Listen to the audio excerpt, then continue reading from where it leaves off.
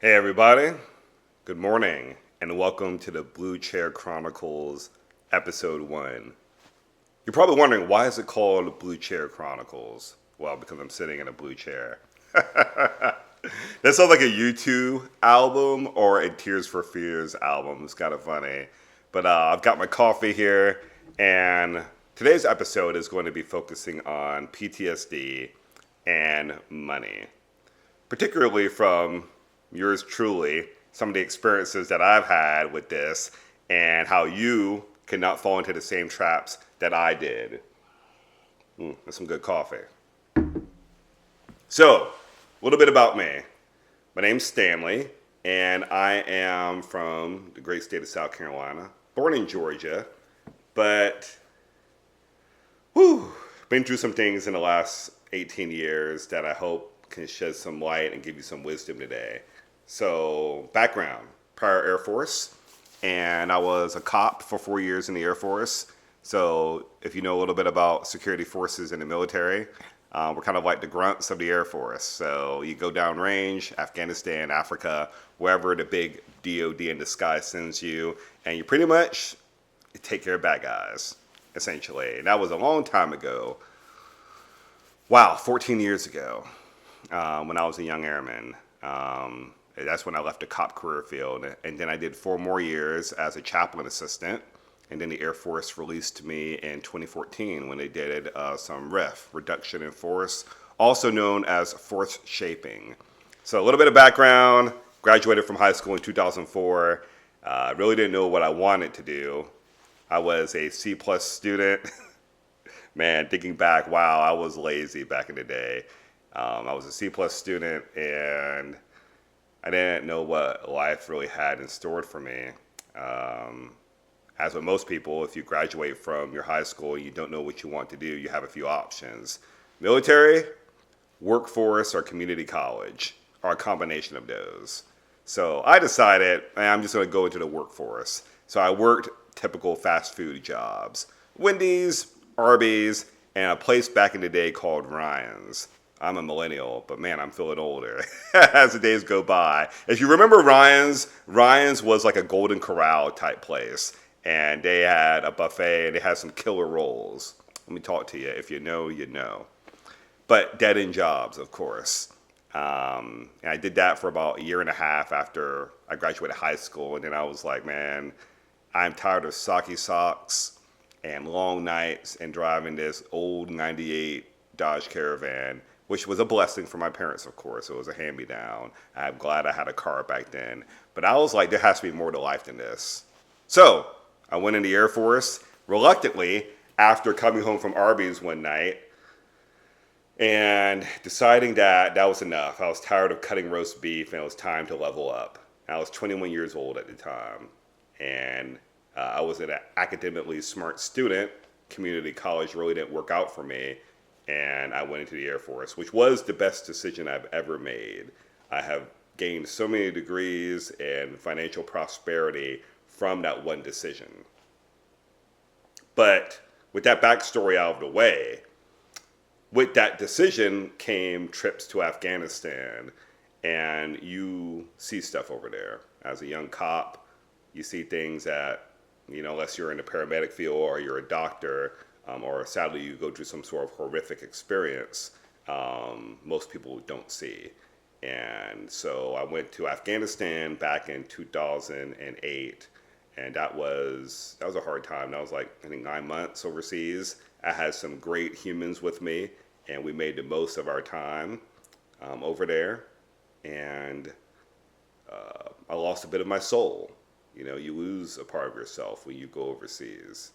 So from that, but at the time, I didn't know that. I was like, yeah, I'm okay. I get back to Afghanistan sometime mid 2009. I'm like, let's go. Everything's okay.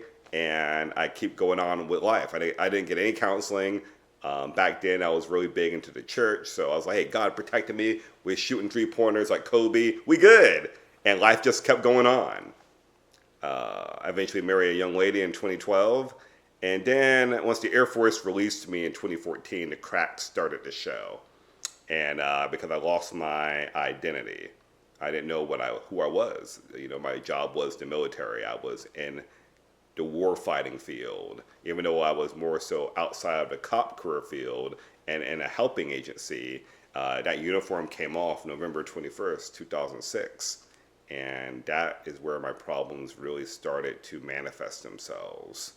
A week after I not graduated, but left the Air Force, I got my master's degree. So I was an E4, recently, a veteran now with a master's degree, and I was unemployed for 9 months. So after being released from the military and not being able to re-up, and then having this master's degree and then having no identity, I went into a bit of a chaos mode.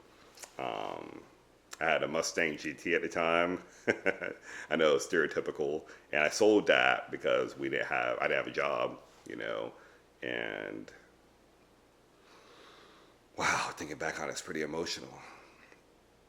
I then started my journey, little did I know, into getting a PhD from the University of Idiots, is what I call it.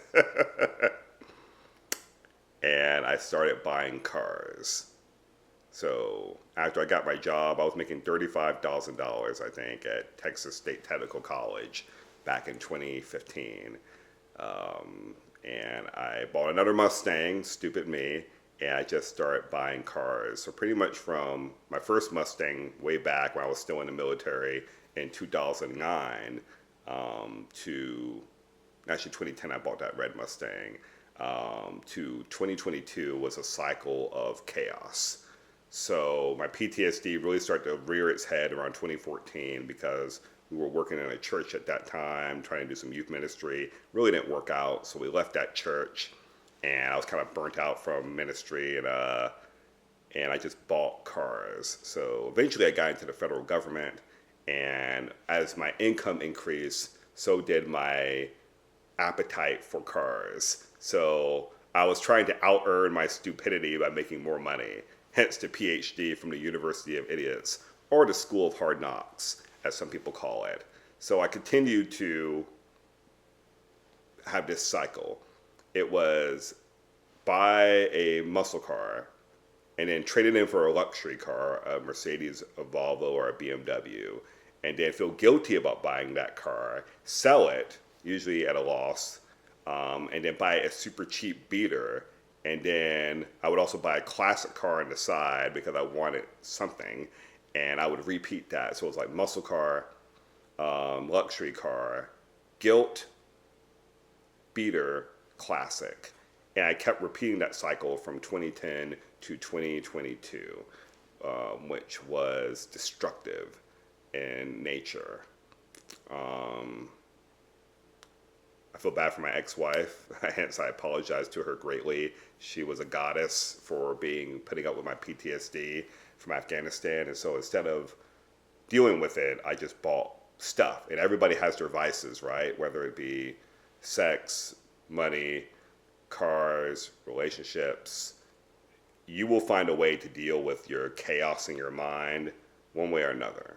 It's going to manifest itself through a bad habit. So even though I got into the federal government, we moved to Alaska at that time, I was still repeating this cycle and dragging my ex-wife through the mud. And she put up with all my, I need this new car, I need this Challenger, I need this Beamer because it has this thing, or I need this classic car to feel better about myself and not deal with this chaos in my head, the black hole, which was creating bad decision making. And so don't be me, because I have to recover from that. I have to recover from 14 years of stupidity. Deal with your problems, get counseling, get help, whether you're a veteran or not. You need to make sure you have clarity here so your decision-making skills are sound. So, to recap,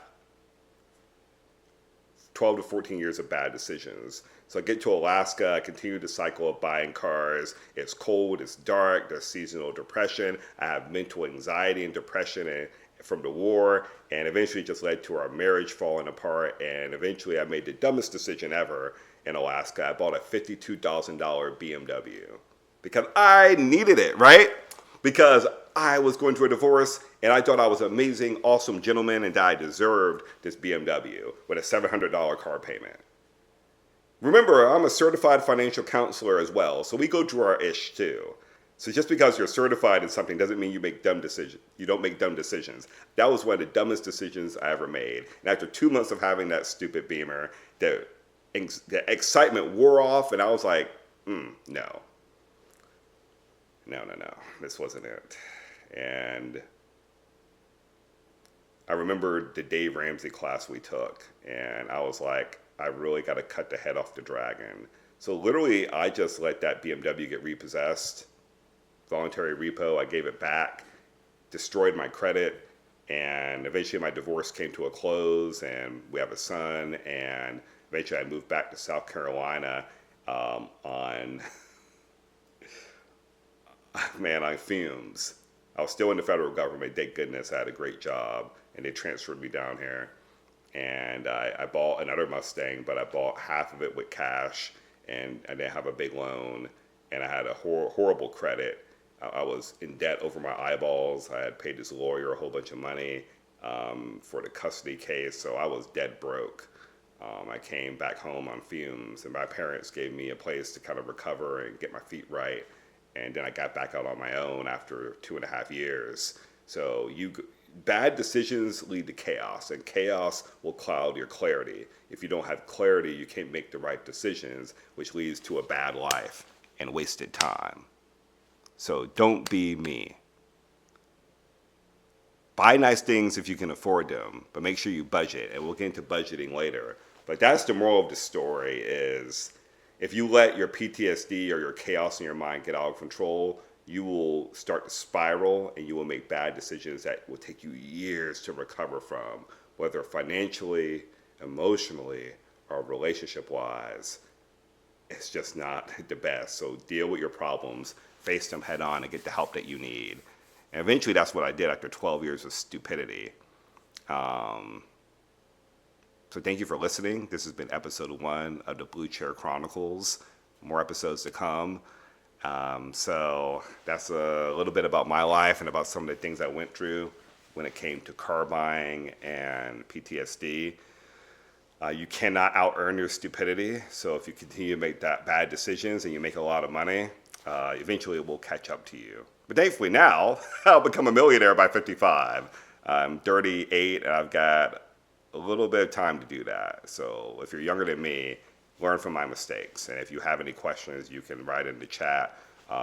Reach out to me. I would love to help you. I'm a professional life coach and certified financial counselor. And my purpose and my calling is to help humans be better and do better. With that, have a wonderful day and take care of yourself, and let's get it. Take care.